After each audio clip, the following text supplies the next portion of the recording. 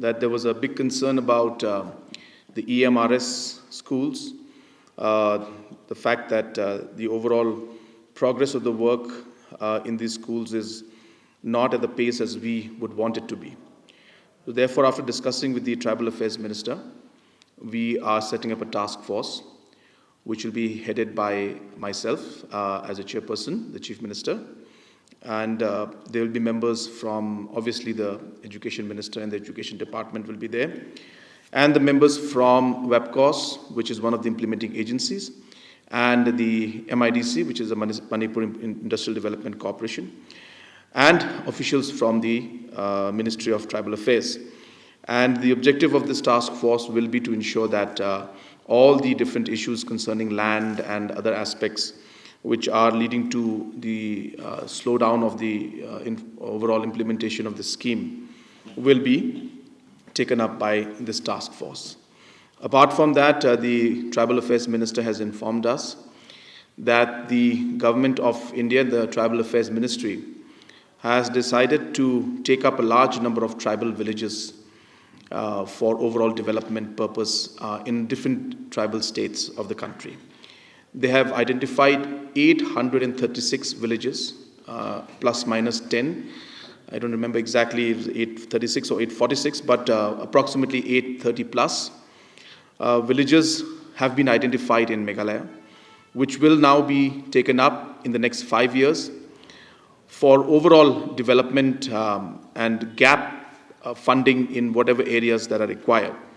The objective being to make these villages self-sufficient in one way, make these villages overall have the facilities that they require. So the Ministry of Tribal Affairs will actually fund these villages, and as I said, it will be done in a 5-year plan. And for this also, we have organized a meeting which is going to take place next week, along with the Joint Secretary of the concerned project, where these villages will be taken up. And as I said, this list of villages have already been finalized, and will be starting the implementation of these development projects in these villages funded by Ministry of Tribal Affairs in the next few months to come. And we have submitted additional projects for CRF, that is Central Road Fund, and at the same time we have asked for additional funds to take up more projects on national highways. On both the fronts, we have got a very positive response from the Government of India, and we are hopeful that we will get more additional funds for additional projects in this financial year under the National Highway, as well as under CRF, with some intervention from Finance Department of the state and the Finance Department from the center. We are hopeful that certain more projects will be there under CRF also. We also had a meeting with the Jal Shakti Minister. So projects regarding Jal Jeevan Mission, as well as the minor irrigation projects were also taken up.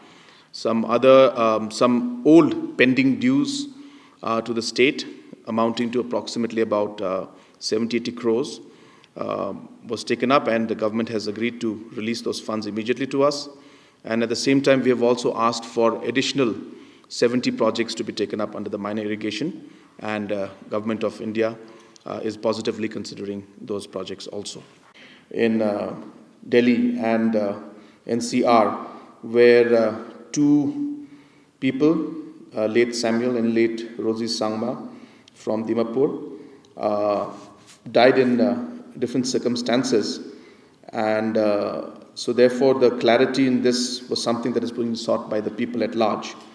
I had spoken to the family members of late Samuel, and they had told me that they'll be filing an FIR very soon, and therefore we were waiting for those FIRs to be filed. In the meantime, I've received a representation from the Nagaland Garo Tribal Council on July 5th, and based on this, I have written a letter to Shri Arvind Kejriwal and to Shri Manohar Khattarji, Chief Ministers of Delhi and of Haryana, to look into this matter and put up an inquiry into the circumstances in which these lives were lost.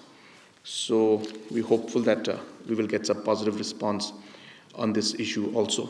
This committee is completely independent in nature, and MECL is autonomous body, and therefore, from the government side, there is absolutely no interference even in the day-to-day functioning.